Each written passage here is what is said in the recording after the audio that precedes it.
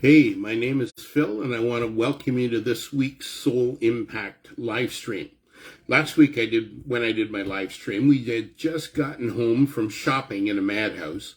The wind chill was minus 16 Celsius or 3 degrees Fahrenheit, and I was coming down with a cold.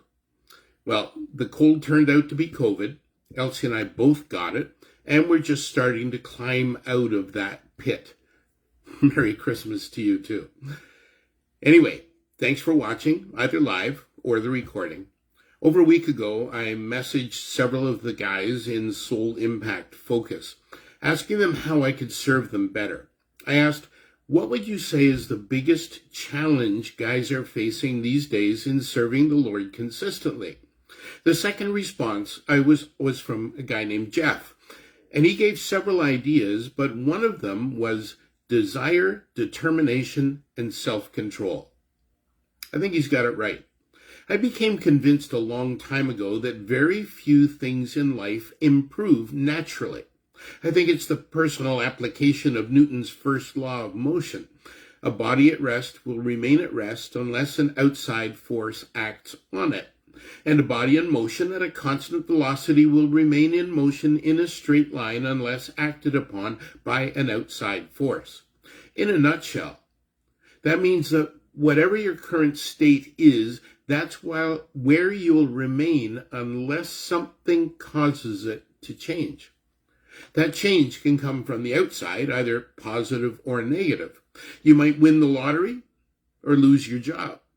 Whether you believe good stuff and any stuff happens to you because God is doing it to you or for you, or simply God uses what happens in our lives to shape us, doesn't make a world of difference. The fact is that most change, certainly of the positive variety, doesn't happen without our cooperation.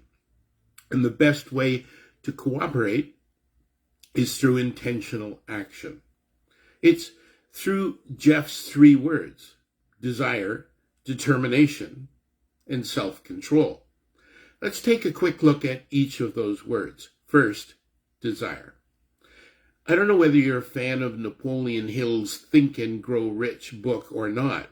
I was very wary of it at first, to be honest, but as I dug into it, I found a lot of wisdom there. His first principle is desire. It's his version of the Spice Girls. Tell me what you want, what you really, really want. Whatever it is that you desire most is the thing that will grab your attention and keep you focused, whether good or bad. Growing rich, the argument goes, requires an all-consuming, white-hot desire to rise above the wealth of most others. Growing deeper in your relationship with God also requires an all-consuming, white-hot desire to have a closer walk with Him. David wrote in Psalm 37:4 that if you delight yourself in the Lord, He will give you whatever your heart desires. It says that if it is the Lord that gives it to you above all else, He will place His desires in your heart. Sounds like a deal and a really good idea. How about determination? My mind went first to the story of the little engine that could. You know, the train that's climbing a steep hill, chugging away, I think I can, until finally he's over the crest and on the way down, and he's repeating, I thought I could. Determination means not giving up. Maybe this message is exactly the one the Lord wants you to hear today. Maybe you're ready to give up on your kids, your spouse, your job, your dreams, your hopes, your faith, or your church. Maybe even on your life. Maybe you see that you have made one too many mistakes and can't see a way back. Whether you think you can or you think you can't, you'll probably prove yourself to be right. So choose to hang in there. How about self-control? One of those verses that was instrumental in our lives as the Lord was calling my wife Elsie and me into full-time ministry was John 15:16. You did not choose me, but I chose you and appointed you so that you might go and bear fruit that will last. I suppose if there is one for me, that would be my life verse. God chose me to bear fruit that would last. Not because of how special I am, I'm not, but because of how good God is.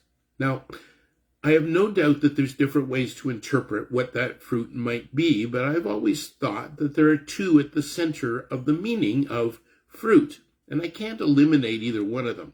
There may be more, but I believe the first is the Great Commission. Make disciples as you go, as you teach, and as you baptize.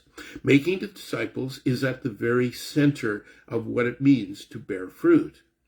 But the second is just as important, because without it, the disciples that we bear will not truly represent the love of God.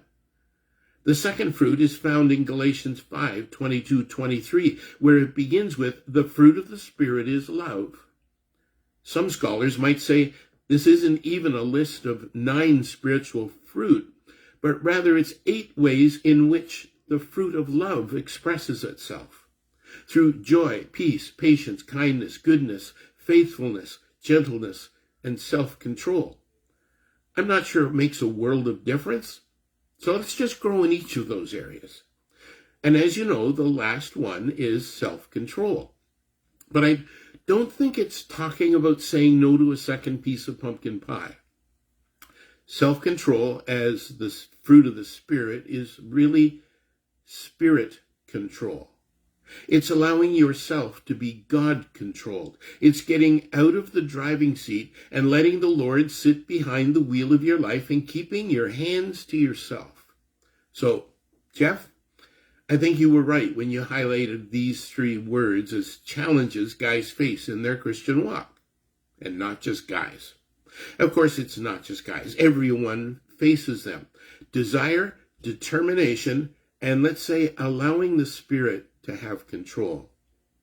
As I'm thinking of these words, I see myself sitting behind the yoke of a 747, flying through dense fog and approaching a very busy airport in a severe thunderstorm. I'm not a pilot, and I honestly can't imagine the stress of that kind of responsibility, but I want you to put yourself into that position as well. I know, and so do you, that the best chance for a safe landing is if you hit the autopilot button, take your hands off of the yoke, if we take our feet off the pedals, and then let the great pilot take control. It may be that you have a sense that your life is spiraling out of control and that you're about to crash. Obviously, I can't and don't know your circumstances, but I know the Lord has a way of orchestrating things so that you are hearing this message at just the right time in your life, and you need to pull your hands back and let Jesus take the wheel. I'd like to thank Carrie Underwood for giving us that line. It is memorable, isn't it? Let Jesus take the wheel. So, as you head into 2023, remember these words. And if you need to watch it again, do it. I don't care how many times. And if you need to share this with someone, please do it. My prayer for all of us is that our lives may be marked by God's desire, a divine determination, a spirit-filled and controlled life. God bless you and yours. See you next week.